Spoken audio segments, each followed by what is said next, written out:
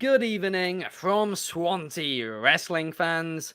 I'm your host, Ben Allison, and you are listening to Wrestling Republic's daily broadcast, your one-stop shop for professional wrestling, insight, news, and reviews on a daily basis.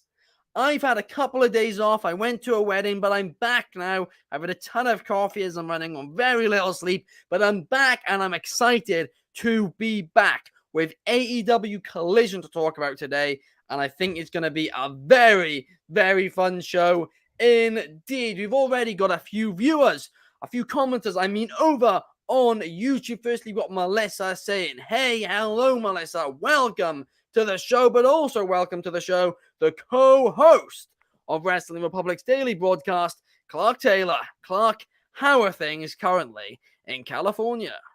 I'm doing well. I mean, the tropical storm, it's a grade 1 thing, so I wasn't really worried about it. We ended up with a little bit of a, pool furniture situation, but not a huge deal. It is what it is, right? Like, we're rolling with the punches. Everything's going well so far. It's currently no longer raining, but it's still cloudy and muggy, so that's a little bit weird for SoCal, but we're here and we're ready to go. I mean, stoked to get into Collision and talk about all of it. Yeah, you say that's weird for LA, right? When I went to your house, right, I was expecting it to be really warm weather here in in California, and I turned up and it seemed like me and Chaos, we brought the Welsh weather with us that week because it was just so cloudy. It was Well, it's goofy. It's hot right now. This is like tropical storm weather. So it's like hot weather. Like the windows are fogged up. It's odd. It is kind of actually even bizarre that this one is by comparison to when you were here. Like the pool's warm right now, wow. And I didn't heat it. It's goofy. It's different for sure. But I mean, it's for at least where we're at. Thankfully, it's really good. And for everybody else in Southern California, just stay safe. Drive carefully and try to avoid any of the floods and stuff like that. And absolutely stay safe to everybody affected by this ongoing hurricane. But also joining us today, we have Bret Sternberg. How are you, Bret? I hope everyone's having a great Sunday. Happy new week to everyone. I'm doing great over here in Florida right now, even though I'm repping the New York Knicks. Hope everyone in the islands is doing well. Prayers up to you. And Clark, hope you're doing well over there in Cali. Absolutely. And let's get straight into things and let's talk AEW Collision. And let's jump straight into what opened the show, because the show opened as usual with those, with the theme in the background while they're all cutting promos on each other. I love it. It's old school WCW pay-per-view-esque. And then we went straight into a Samoa Joe squash match where Samoa Joe came out. He came down to the ring and he was facing this supposed jobber who didn't even get an entrance. Now, as soon as I saw him on the screen, I was like, this is CM Punk. Firstly, I've never heard of this guy. Secondly, you can just tell by, his body shape and all of that. But the crowd weren't chanting CM Punk, so either they were just ignoring it and being a good crowd, fair play if they were, or more likely, I guess they didn't realize. But anyway, the match didn't even get underway because the masked man attacked Joe from the start and beat him up, hit the knee in the corner. Everybody worked out it was CM Punk. He then hit the GTS, took the mask off, CM Punk. This was a bit obvious to me. I was like, it kind of makes Samoa Joe look a little dumb. The GTS looked bad. I'm going to be honest here. It did look bad. It's very difficult to hit it on big guys. It really, really is. A lot of people are blaming Punk. I'm going to be honest, I don't think Joe sold it well either. I think both of them really need to, get that, together ahead of All In. in fairness as well, I'm sure the mask and the suit, that made things maybe a bit harder. Perhaps that's where, there was some miscommunication, whatever, but it just did not look great, did it, Clark? I'll say this. It's funny. You mentioned the crowd's reaction to Punk in the mask and suit. And on television, I agree. It was very obvious that it was Punk behind the mask. But I was at All Out 22 last year, right, in September. And during that Casino Battle Royal, I hate to admit it, but I was in the second row on the hard camera, and I had no clue it was Max. We were what? We were absolutely disappointed. We had no idea who it was because of the angle. It was shot the other way. Yeah. Oh, by the mannerisms. The crowd were chanting MJF. Yes, there were a chance of MJF, but honest to goodness, the fact that the reveal didn't happen, a lot of the people in our section and right around the ring were all like, no, it's not. And then I go back and watch it on film, and it's so obvious. It's remarkable. Yeah. And that's what's so mind-blowing to me. Now, that's not to justify this idea from CM Punk, but it is very old school and it's fun. I agree with you about the GTS. The GTS was not great, could have been cleaner. And for a big guy, like you said, it's one of those moves. It's tough to deliver on a dude that size because you have the drop to, there's just a lot that can go wrong. Yeah. Going that way. And overall, though, I'm fine with it. It's old school pro wrestling. It's an old school rivalry. That's true. And that's very we're true. talking about All In, and I still am very excited about the match. My only disappointment is that it isn't a member of the Elite that Punk's facing. I was hoping we would get that. Literally outside of that, I'm fine with this. It was great for what it was. Not great, but it was entertaining and exciting for what it was. It's old school. It fit the aesthetic of the show. It worked. If we're going to nitpick, like you said, GTS could have been cleaner. Yes, no, absolutely. And you brought up a good point, which I actually do want to briefly touch upon, because there was a lot of speculation about who Punk could face at All In. This is AEW's biggest show ever. It could end up being their biggest show they will ever do. Maybe not, but I mean, technically speaking, it's probably going to be the most tickets sold for a wrestling event in history. So it'll be quite hard for them to top. But who knows? Maybe they will. But my point is, CM Punk, your biggest name, your biggest draw on the biggest show with the most eyes watching of any AEW show in their history. Why are you giving him somebody who's already established like Samoa Joe? Wouldn't it be smarter to put him against a younger talent and bring more eyes to them? I mean, that would certainly help the future of their company. I would say that I hear where you're coming from on putting over a younger talent. My only response would be, if we go back in time 4 or 5 years ago, Punk's not in the business. And Joe is doing commentary. And you told me 90,000 fans CM Punk Samoa Joe. That's true. But again, that's the hardcore wrestling fan in you. And that's not what's going to keep the company alive. But is that wrong all the time? I'm not saying that. I don't know, Mike. That is. I don't think it has to be one or the other. There's time and place for both. That's true. That's true. And I think it's if you're telling me, if we get in a time machine, you tell me during the pandemic, they're going to fill Wembley Stadium and it's Punk versus Joe. I'm like, you're kidding. That's like, it's one of those, it's easier to criticize under a microscope than it is with binoculars, Yeah, I do get that. I do. I mean, it's a situation like that. I personally don't like how they just abandoned the Ricky Starks feud. I mean, I personally would have loved to have seen Ricky Starks versus Punk at All In. 90,000 people are not necessarily introduced, but God, 30,000 of them are probably introduced to AEW and, Ricky Starks because of that. And then at All Out, which can be more of a hardcore fan base, a Chicago fan base, that's when you do the CM Punk and Samoa Joe. That's when you do something for the hardcore fans, right? And it's still CM Punk and it'll still sell tickets. And obviously it's Chicago too. But that way you get the younger fans watching a younger talent like Ricky Starks who could, carry the company for the next 15, 20 years. But Brett, go on. What is your take on this? Yeah, so I'm gonna have to disagree on that take really quick, just because Joe's a bigger household name worldwide. Starks is a household name in the U.S. right now. He's not even a household name. I'm gonna be honest. I don't think either of them are here at all.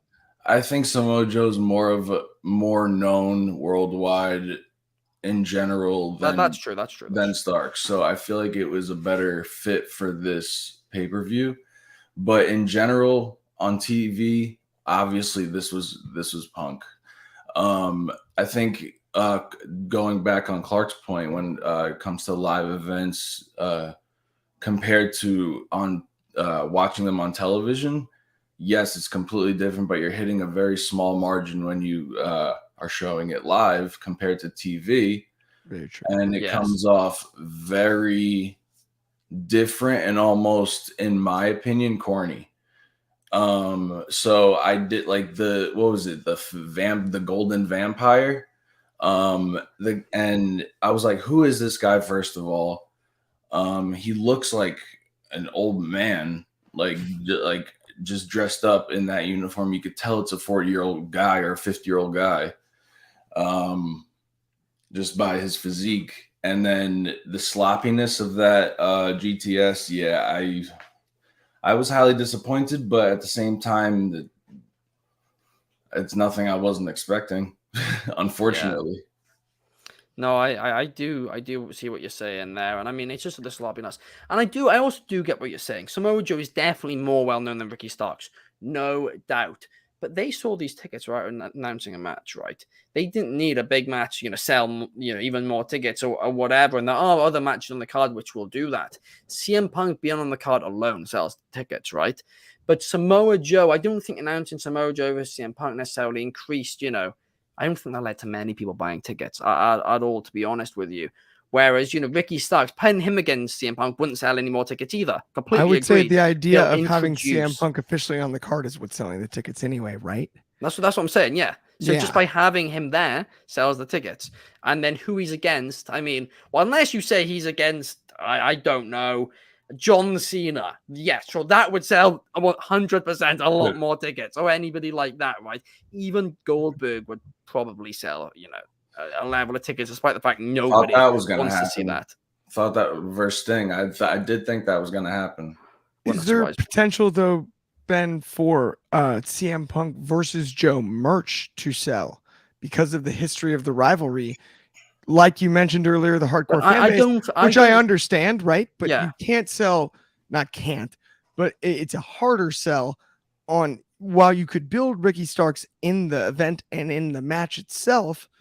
You're going to only deliver so much merch in the arena at that's 100% Wembley. true. And that is a possibility, I think, to target the hardcore fan base, given their ROH rivalry, the history behind it. And that might be kind of the brains behind it, to your point about building and money making, right?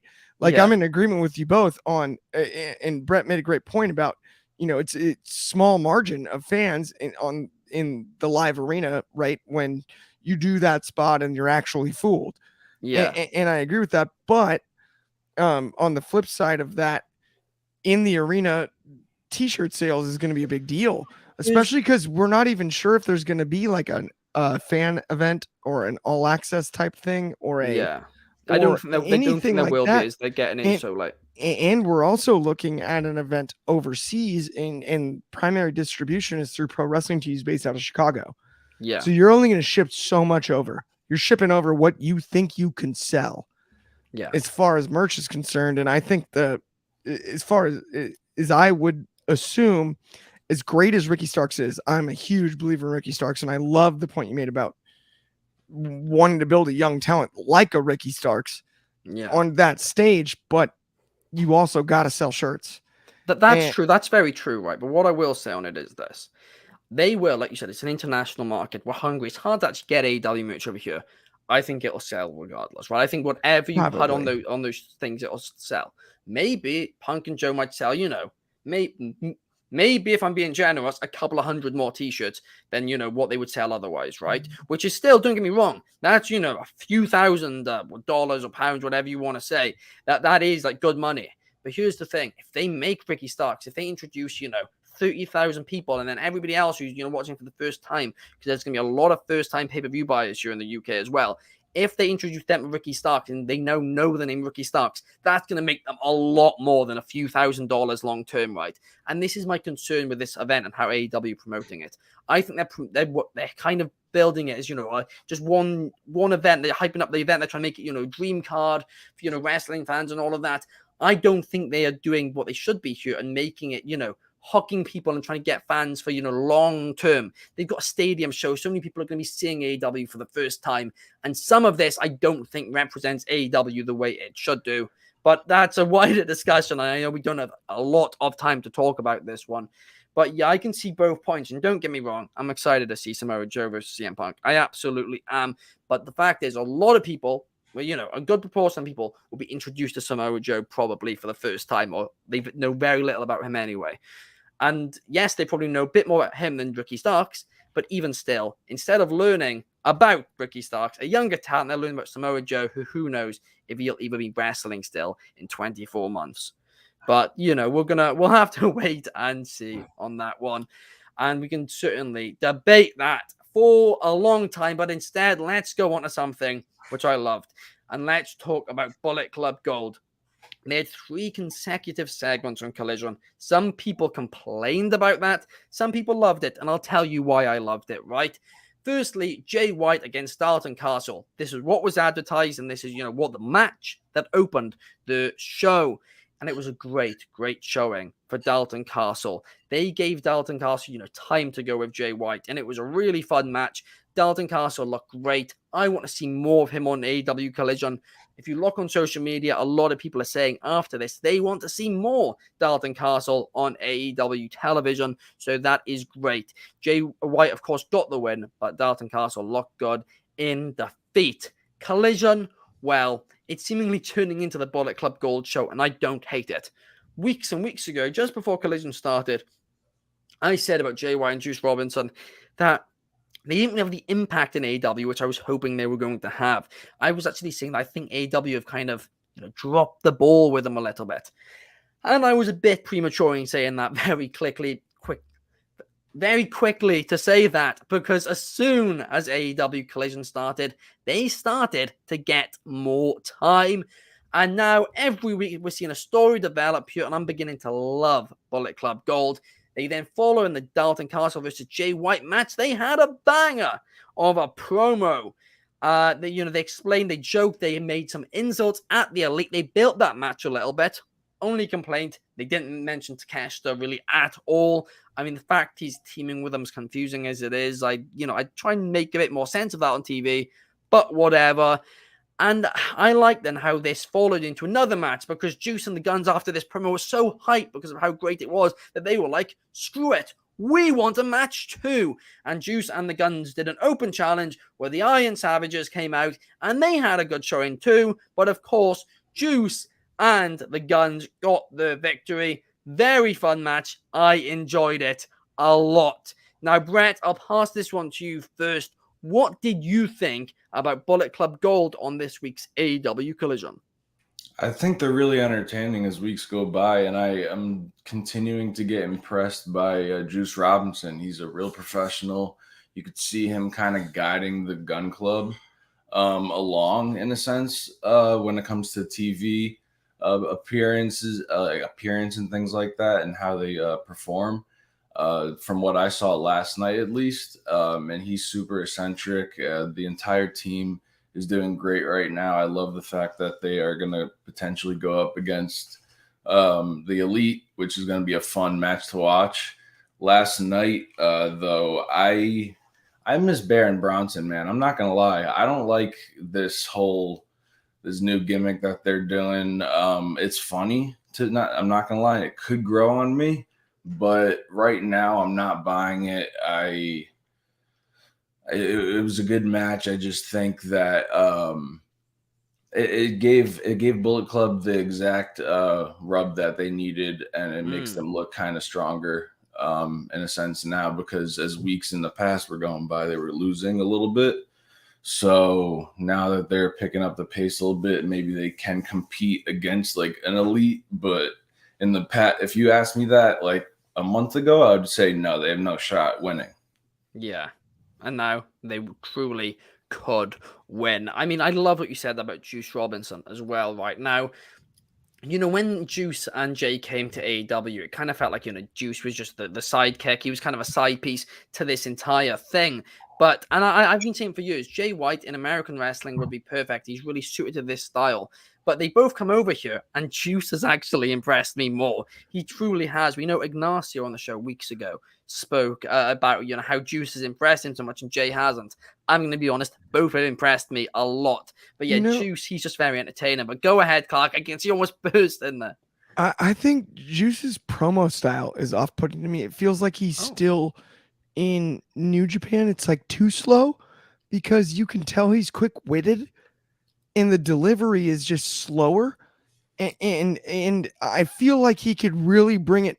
It's not that he hasn't impressed me. That's not at all what I'm saying. That like I entirely disagree in the least. I agree with you. But the promo stuff, it feels like he's still trying to cut an English promo to a New Japan crowd, for lack of a better term, at times. Because he's so good, and I get like that he gets into the persona and he gets like real teeth gritted and he gets down like that, you know, and like I don't mind that at all, but the pauses and it's too, I get what you're saying. I think he could really be sharper because you can tell the charisma's there and the in-ring work is there.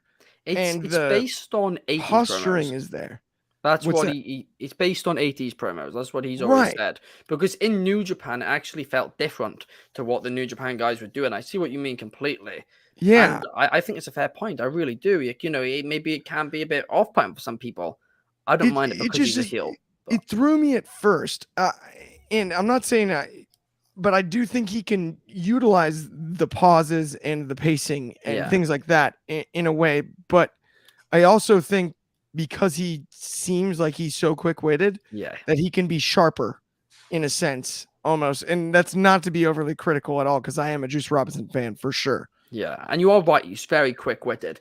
I mean, I'm kind of, you know, to give you guys a lot behind the curtain for a second, Jay White and Juice Robinson did a promo for Wrestling Republic's old New Japan show we used to do. Shout out to Suki and Ben who both did that show. That was, you know, that was a great show. I filled in once too. Yes, Clark did fill in once, and that was a great episode as well. But Jay and Juice did like a promo to hype up the show, whatever, because Suki talked about it for dinner in Japan. And Jay kind of botched it, right? He kind of botched the promo. And he was like, okay, let's do a retake, whatever. Just as he was about to say, let's do the retake, Juice saved it. He's very, very quick with it. And you can tell he's very quick with it, like you say. Honest to goodness, I'm laughing because, so ironically, the episode I filled in on was the one where we broke down that dinner. And that's what actually was, you know, what told me that about Juice was seeing that footage and seeing that's really where I'm coming from on this. Is not to be overly critical of Juice at all, because I think he's impressed me. I expected my expectations were already high for Juice Robinson because I know how good he can be. Yeah, and it's just funny, like seeing that specific video that you just brought up was like one of those things where I'm like, he can be even just that. Like where he could really almost like hit home in a way to as far as trash talk is concerned. Yeah. Right. Not just promo cutting, but trash talk. Right. In setting up the match. I know he can be just that knife tongue sharp, get you right where it hurts. Yeah. He is amazing on the mic. He really, really is. Only 34 as well. So, you know, he's got 10 years left in him. And I think he could be a top. Well, you know, 10 years at the top. Does that make 12 for me? Jeez Louise, man. You ageist. 10 of his prime. 10 of 20. There's only so many wrestlers in them. There's only so many. Okay, I'll agree with that. Right? You know, with modern, you know, knowledge, that's very true. But you can only have so many people, you know, mid-card talent once they start entering their 40s tend to end up getting released. And so, I mean, The Miz is an exception. There are exceptions 100%. With today's steroids, man, we could be wrestling into our 70s. DDP, 45. Although there's so many exceptions, but what I'm saying is there's only so many people in the mid card, and I don't know if Juice is going to get to the main event. I hope I'm wrong, but I think he could be. I think Juice could be in a top mid card guy for AEW, and somebody who can really, I think he could really be great, and I really hope he does become TNT champion or something like that, because this guy, he deserves it. He is settling in AEW so well. And like we're saying, Jay White was, the big signing for them. But at the end of the day, more people are kind of talking about Juice Robinson now. And that certainly tells you something. Now, maybe he needs to be careful, with the pauses and all of that. Like you were saying, Clark, perhaps that is, a bit off-putting. But I don't mind it because it's kind of his, his gimmick. He's trying to be a bit more classic. But I can very much see how that's a personal thing. And maybe I'd be interested to see what other people's perspective is on that as well, because I hadn't even thought about that. That is a great point you made, Clark. But now let's move on. And let's move on to the women's division. And let's talk Diamante versus Willow. Because I spoke about it, a few weeks ago, and I'm saying this pretty much every week now. I complain about, the lack of stories in this AEW women's division which don't involve the titles. Well, over the last few weeks, they've been telling the story of Willow and Statlander versus Mercedes Martinez and Diamante. And Diamante, of course, hasn't been on AEW television for quite a while, and she's looking great. She's returned, and she had another great match last night with Willow. Willow is so over. She feels like a star. She actually does have it. And I think the it factor about her is getting stronger each and every time I saw her. Diamante lost this, but it could have gone either way. Very fun match. Willow, future AEW champion. No doubt about it in my mind. But I'm enjoying this story. I'm enjoying the fact they're telling a story which isn't for the championship. And that's what we complained about. And now we're finally getting it. So who am I to complain? Apart from I will say this one thing. It's kind of starting to feel slightly repetitive already, right? I hope they know where this is leading to, and I hope they, they figure it out, fast, and they do something in the next couple of weeks. Maybe this leads to a match at All In. Maybe this leads to a match at All Out. But I hope they kind of wrap this up. Well, not wrap this up, but go to the next part quite quickly, because they're quickly running out of combinations of singles and tag matches they can do for this feud. So either add some more people in or wrap this up or something. And yes, well done. Diamante's look great in this feud. It's helped to get Willow over a bit more. Mercedes Martinez getting more TV time. And, well, it's given Chris Statlander something to do while being TBS champion. But we got a comment here from Bobby Batito, who is saying hello to you as well. And he is also saying that they liked the storyline between Willow and Chris against Mercedes Martinez and Diamante. Yeah, I do agree with you. I'm just glad to see more storylines in this AEW women's division. But Clark, give me your thoughts. Honestly, I was so stoked about this. I love Willow Nightingale. I think she's amazing and so over. And it's so funny because so early in her AEW run, I got to see her in both LA and Chicago. And even between All Out 22 and then Dynamite in January, she had progressed so far. It's amazing how fast she's become. Not like green is not even close, right? Yeah. Whatever else you want to say, it's anything but that. Willow is as good as a veteran right now. And knows what she's doing bell to bell. To see Diamante back was awesome. I love Mercedes Martinez. I called Jade Cargill underrated a few weeks ago. So is Mercedes. She is the ultimate. Like, she will never be necessarily your top star, because I understand the age thing. We're not going to have that conversation today, Ben. But Mercedes can do anything you ask of her. Yeah. In a wrestling ring and in an arena, and you can trust her. It doesn't matter. Absolutely. Whether it's selling or wrestling or anything, she's physically intimidating. The look, the body language, everything about it. I'm a huge Mercedes Martinez fan. And I loved her being involved here. I love them telling a story. Like you said, we've been asking them to book it better. As far as the repetition thing you brought up, I hear you, but let's let it play out. Oh, absolutely. Absolutely. I was saying the concern before it comes out. That would be the only one, but outside of that, I'm totally cool with this. and the 4 women involved, I'm stoked about all of them. I think they're all incredible talents. So we asked for it, and I think we're getting it. Yeah. You No, know? absolutely. And I mean, just to clarify, I often talk about people being maybe too old for a push and all of that. But every division needs, a veteran or two. Every division does. Now, when I'm talking about, the men's divisions, and in WWE, the women's as well, right? They have, a lot of veterans already. So it's not like you need to add, that many people. Mercedes Martinez, she, especially when she's signed with AEW, I was like, well, she should be in that women's title picture, to be honest with you, because she is a veteran who can really help some of those younger stars develop. And that's what she's doing here. She's helping both Diamante and Willow, and even Chris Statlander as well. Now, Bobby has a great suggestion in the comments here saying they should add Kira Hogan. I wouldn't mind that. I mean, I'd say maybe different storyline, but I'd love to see more of Kira Hogan on AEW TV, and you have an opportunity to now as well with AEW Collision. And I think they are, AEW Collision I think is going well so far, but here's my one issue with the show. I think there's too many squash matches. Now, we don't have time to talk about it on today's show, right? But earlier in the night on this show, Ricky Starks, now he's suspended for 28 days. He served 14 of those already. He is now transitioning as a manager for the next 2 weeks, and he is managing Big Bill. It seems like the Big Bill Brian Cage stuff's over. That's disappointing. But Big Bill had a squash match earlier in the night. The show opened with Samoa Joe. We're meant to be having a squash match. BC Gold, those 2 matches weren't really squash matches, but they were ones with an obvious winner, right? There was no real matches in the entire middle of the show which you felt, could have gone a different way to what they did. It was very, very obvious, and I don't want to say it felt filler because it all had a meaning, but I think they could have done it in another way, and this leads to Powerhouse Hobbs taking on. I've completely forgotten who it was he took on. See, I've completely forgotten the name of them. I don't have it in my notes. My mistake. Rookie error from me there.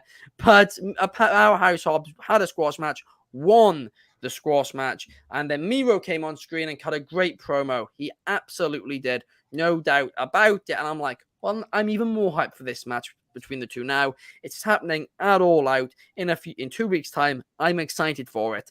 But they could have done this another way. They could have done this. Well, maybe Hobbs coming out for a promo. Maybe Hobbs is backstage cutting a promo. Miro attacks him, takes him out, grabs the mic backstage, and then does that promo. I think there's a few different ways in which you could go about it. And Kevin Koo is the name of the guy he defeated. And yes, I completely forgot to put it in my notes. But yeah, I mean, we've got a comment here saying that Powerhouse Hobbs, he's in too many squash matches. I'll agree with that as well. There's too many squash matches on Collision, no doubt about it. But I'm excited for Miro versus Hobbs. Now, Brett, what did you feel about this? Do you feel like there are being, too many squash matches right now? I don't think there are too many squash matches. I just feel like it should be yes and no. So it shouldn't be just people from the area who they're going to, because they usually do this. They go to a certain area of the country and they'll grab an independent wrestler who's up and coming, who is big in that area, and they'll throw him on TV with the bigger wrestler in the squash match. I don't think this was the case that they needed to do here. I thought they should have gave that position to a younger talent, which is what we were talking about before. But I don't think it should have been a long match at all because it's Hobbs. You want him to look strong in this position, especially when he's coming off with a promo that he has to cut against Miro. So when he did that, I wasn't mad about how fast or how long the match was at all. That promo, though, I will say, was a great promo. I loved it. I said it a few weeks ago. It's like a Herculean type of story, a god of sorts. Like, I love what Miro is doing right now. He's embodying everything that he should have originally as his character in WWE. I think that obviously wasn't his call to make, but I think it's a great job of what he's doing. Hobbs is doing a great job, but the way that Miro left it off was amazing last night. This story is going to be a saga, I believe. Yes, I do agree with you there because it kind of is, a situation where you don't really want either guy to lose because, of course, House Hobbs, he's the younger talent, he's AEW homegrown, they're trying to build him. But at the same time, well, Miro really deserves that push too. And I don't want to say it's now or never for him in AEW, but now would be a good time. So it is a difficult one. I mean, I guess Miro could, win this feud. Powerhouse Hobbs could then go on to have, a few different feuds with other people. Miro could go on to defeat Orange Cassidy for the International Championship. And then maybe you could run back Hobbs versus Miro and Hobbs dethrones Miro eventually for the International title. That's a way in which, both guys will look good about it. And, you keep the storyline going over months, long-term storytelling. That'll be good for both of them. But who knows? I wouldn't mind this going either way, right? But we got another comment. Hello to one of our Twitch watchers, Acosta. Shout out to you. And if you're not watching us on Twitch, make sure you go over there too. We're live on YouTube, Twitch, and Twitter every day. So whichever your preferred platform is, give us a follow there. Or give us a follow on all three. X.com. Oh, X, sorry, as well. I forget that. It's the weirdest thing in the world. Sorry, I was just like, that's my fault. Oh, you're right. It's X now. You are completely right. But now, let's talk about the main event. And AEW Collision main events get a lot of time. They really, really do. Dynamite, the main events, I've often complained about being rushed. Collision main events get a lot of time, and I do like that. I really, really do. Of course, in the main event this week, Darby Allin took on Christian Cage. And I've complained about this Christian Cage gimmick. I said I didn't really understand it. I didn't think it was explained well at first. I've grown to love it. I think now it's really, really funny. Luchasaurus, I mean, realistically, he's in a better position than he would be otherwise. I think it's super fun. Christian is helping Luchasaurus get over in this. He's also helping Darby Allin get over as well. It's a very fun feud. And Christian and Darby put on a banger of a bout. I mean, we saw Edge and Sheamus go crazy on Friday on SmackDown. That was fantastic. But Christian and Darby Allin, well, that was nearly as good to me. I really, really did enjoy this match. And I mean, wow, the fact that, we spoke about it earlier on the show about, how people nowadays, when they're a bit older, can still deliver top quality matches. And it's right. I mean, Christian Cage and Edge have proved that this weekend and have proved that ENC still totally reek of awesomeness. But Darby won via roll-up on Christian. And then the best part happened. Luchasaurus tried to get in the ring. Darby went to attack him. Christian attacked him from behind with the belt. They beat up Darby. Christian Cage took Tony Schiavone hostage and got him to say, and the winner, and still the TNT champion, Christian Cage. This was brilliant. Yes, Darby won. And I know some people were saying, well, you took the show, you took the spotlight off Darby. And yeah, I can see that I can. But it was very enjoyable. And I think Darby's going to end up winning this feud anyway. So I'm not overly concerned about this. But Darby Allin, right? I said on the show last week, I thought he was starting to get in a bit too many feuds. He was starting to do maybe a bit too much. I didn't know what the direction really was. Upon reflection and upon seeing how they've done things this week with one storyline on Dynamite and one on Collision, while actually acknowledging both storylines via video packages, which I've liked on both shows, I actually think they're doing a good job with it. And I'm not going to complain about a younger talent like Darby Allin, getting more TV time and getting these storylines right now. I was impressed by this, and I will say it, I was wrong about this Christian Cage gimmick. It's delivering for me now. But Brett, what about you? How do you feel about last night's AEW Collision main event? It was a good main event. I think it was a great wrestling match. It was entertaining. I do believe that when you said that taking away time from Darby Allin, I kind of laughed because he has so much time on TV. It's insane. I do believe that it's a little confusing when they're announcing the matches before the match that are upcoming in the later weeks, because it's like, what storyline are we following right now? I think that they should focus all in on what's being told right then and there, with especially Darby Allin right now, because he's in multiple storylines. But like I said last night, it was entertaining. Christian did a great job. Darby did a great job. Luchasaurus is getting better as a sidekick. I believe he was a bit statuesque at first and didn't know kind of what to do, but now he's kind of getting the hang of it. But yeah, I think it was a great match, and I think the end of it was super entertaining. I do believe that Christian is a great talker on the mic, and I think that Darby's gonna end up winning this belt back. Yeah, I really do. I do agree with you as well, and hopefully, he brings some prestige back to it. At the same time, like I said, there's Christian gimmicks screwing on me now. I maybe wouldn't mind seeing him keep it for a bit longer. But Clark, what about you? Christian Cage is the most underused Hall of Fame wrestler in the history of the business. He's the best wrestler that could have been better. And he's always been that good, but it's not his fault either. He took the backseat to Edge, and I get that coming out of that, but anything he touches turns to gold. I trust that guy. Even the way he wrestled Kenny Omega in the main event at Now Arena at All Out 2021 gets overlooked, leading to the debuts of Cole and Danielson. But that match was outstanding. It was outstanding. It was awesome. You are right. At his age, it was awesome. Every single thing he does gets overlooked, and it's just unfair. And I will give him his flowers every day. I think he's as good psychologically bell to bell as any professional wrestler I've ever seen step inside the squared circle. He's that good, and he always is, whether it's on the microphone, whether it's wrestling, whether it's laying out a match. Christian Cage, almost everything he touches turns to gold. And not only that, he's done incredible things with bad hands of cards. Yeah, that's numerous times. With numerous times, he's taken a bad hand and turned it into something. We're talking about a guy that was in the Un-Americans. I mean, that's one of the most ridiculous gimmicks we ever saw during that era.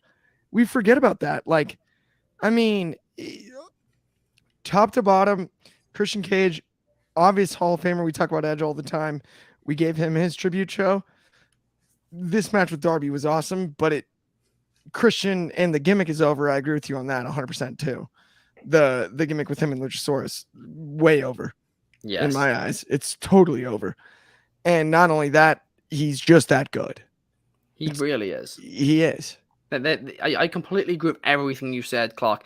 I mean, we've disagreed a bit on the show today about a few things, but I 110% agree with you on that. He is so underrated. I mean, as a kid, I remember seeing him, and it was around the time of his World Championship run, right? I remember loving the guy, and I was like, why is he so overlooked? He's fantastic. And I mean, then obviously after that, he went to TNA and all of that. But he's so underrated. Not many people can do. I've been a peep since minute one. Trust me.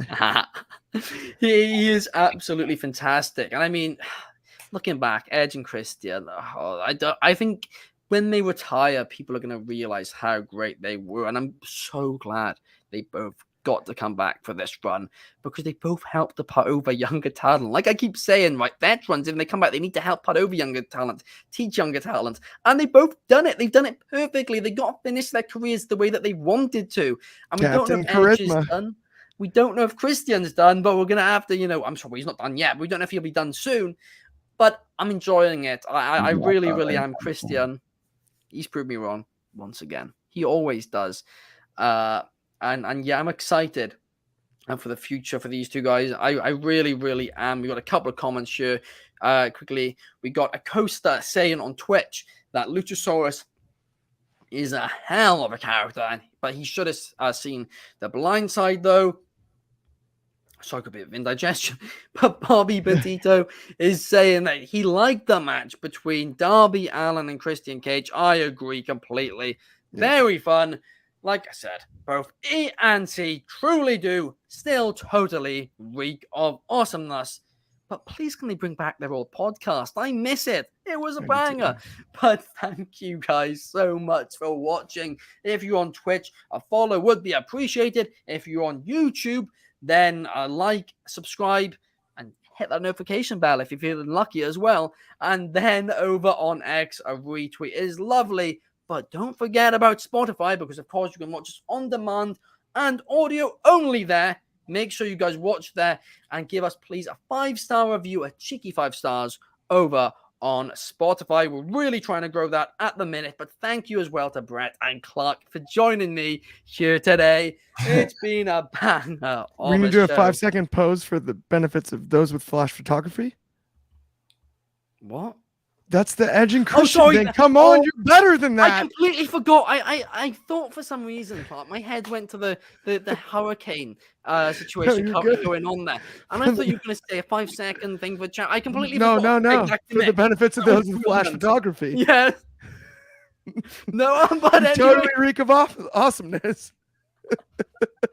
That was my worst fluke on the podcast. You're fine. That's since on my me. appearance on Lions of the Republic. I remember I messed up that ending as well. But guys, this was not nearly that bad. That was awful.